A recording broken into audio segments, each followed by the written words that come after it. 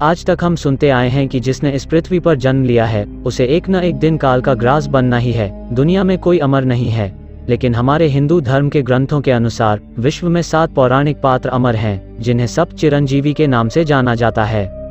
कहा जाता है कि युग बीत जाएं, कल्प बीत जाएं, प्रलय आ जाए, लेकिन ये सब चिरंजीवी धरती पर जीवित रहेंगे। दरअसल ये 7 महामानव किसी न किसी वचन, नियम या शाप से बंधे हुए हैं और दिव्य सिद्धियों से संपन्न हैं। आज हम आपको इन्हीं सब चिरंजीवियों के बारे में जानकारी देने जा रहे हैं। नंबर 1, पवन पुत्र हनुमान को अजर अमर रहने का वरदान प्राप्त है। वे त्रेता युग में भगवान श्री राम के परम भक्त रहे हैं। हजारों वर्षों बाद वे द्वापर युग में हुई महाभारत में भी दिखाई देते हैं। महाभारत में एक घटना आती है जब भीम हनुमान जी को उनकी पूंछ को मार्ग से हटाने के लिए कहते हैं तो हनुमान जी कहते हैं कि तुम ही हटा लो, मगर भीम अपनी पूरी ताकत लगाकर भी उनकी पूंछ नहीं हटा पाते हैं। इस तरह हनुमान जी भीम का सर्वशक्तिशाली होने का घमंड भी तोड़ते हैं। कहा जाता है कि सीता जी ने हनुमान को लंका की अशोक वाटिका में राम का संदेश सुनने के बाद आशीर्वाद दिया था कि वे अजर अमर रहेंगे। वहीं श्री राम जी ने जल समाधि लेने से पहले हनुमान जी को कलियुग के अंत तक पृथ्वी पर रहकर मानवता को बरकरार रखने का आदेश दिया था। नंबर 2, परशुराम श्री हरि विष्णु के 6ठे अवतार हैं। परशुराम के पिता का नाम ऋषि जमदग्नि और माता का रेणुका था। माता रेणुका ने 5 पुत्रों को जन्म दिया, जिनके नाम क्रमशः वसुमान, वसुसेन, वसु, विश्वावसु तथा राम थे। राम ने शिवजी को प्रसन्न करने के लिए कठोर तपस्या की थी। शिवजी ने राम की तपस्या से प्रसन्न होकर उन्हें अपना फरसा, एक हथियार दिया था। इसी कारण राम परशुराम कहलाने लगे। भगवान परशुराम मर्यादा पुरुषोत्तम श्री राम से पहले हुए थे, लेकिन वे चिरंजीवी होने के कारण राम के समय में भी जीवित थे। रामायण के एक प्रसंग के अनुसार भगवान परशुराम श्री राम द्वारा शिव धनुष तोड़े जाने के समय भी उपस्थित थे। नंबर 3, राजा बलि के दान के चर्चे दूर दूर तक थे। देवताओं को युद्ध में हारने के बाद राजा बलि ने इंद्रलोक पर अधिकार कर लिया था। बलि सतयुग में भगवान वामन अवतार के वक्त हुए थे। राजा बलि का घमंड तोड़ने के लिए भगवान ने ब्राह्मण का भेष धरकर राजा बलि से 3 पग भूमि दान में मांगी थी। इस पर राजा बलि ने वामन महाराज से कहा था कि जहां आपकी इच्छा हो 3 पैर रख दो। तब भगवान ने अपना विराट रूप धारण कर 2 पगों में तीनों लोक नाप दिए और तीसरा पग बलि के सर पर रखकर उसे पाताल लोक में भेज दिया।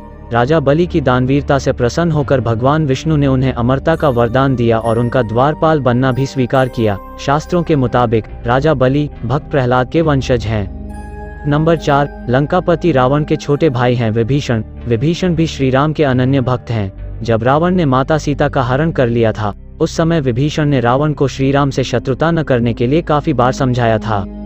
इस बात पर रावण ने विभीषण को लंका से निष्कासित कर दिया था। विभीषण श्री राम की सेवा में चले गए और रावण के अधर्म को मिटाने में धर्म का साथ दिया। कहा जाता है कि श्री राम के प्रताप से विभीषण भी अमर हैं। नंबर 5, कौरवों और पांडवों के गुरु द्रोणाचार्य के पुत्र हैं अश्वत्थामा। ग्रंथों में भगवान शिव के अनेक अवतारों का उल्लेख भी मिलता है। उनमें से एक अवतार ऐसा भी है जो आज भी धरती पर अपनी मुक्ति के लिए भटक रहा है। ये अवतार हैं गुरु द्रोणाचार्य के पुत्र अश्वत्थामा का।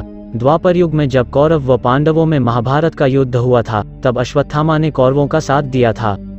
धर्म ग्रंथों के मुताबिक भगवान श्री कृष्ण ने ही ब्रह्मास्त्र चलाने के कारण अश्वत्थामा के सिर में लगी मणि को वापस लेकर उन्हें चिरकाल तक पृथ्वी पर भटकते रहने का श्राप दिया था।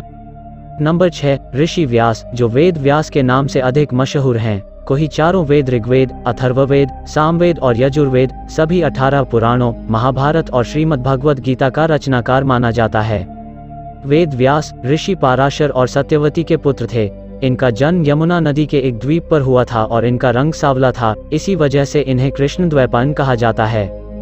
इन्हें भी अमर माना जाता है। नंबर 7, कृपाचार्य अश्वत्थामा के मामा और कौरवों के कुलगुरु थे। शिकार खेलने के दौरान शांतनु को 2 शिशुओं की प्राप्ति हुई थी। उन दोनों का नाम कृपी और कृप रखकर शांतनु ने उन्हें पाल पोस कर बड़ा किया। महाभारत युद्ध में कृपाचार्य कौरवों की तरफ से लड़े थे। कृप और कृपी का जन्म महर्षि गौतम के पुत्र शरद्वान के वीर्य के सरकंडे पर गिरने की वजह से हुआ था। इन्हें भी अमर माना जाता है। ऐसे ही ज्ञानवर्धक जानकारी भरे वीडियो देखने के लिए हमारे चैनल को सब्सक्राइब जरूर करें और साथ ही साथ बेल आइकन को दबाना ना भूलें। धन्यवाद। जय श्री राम।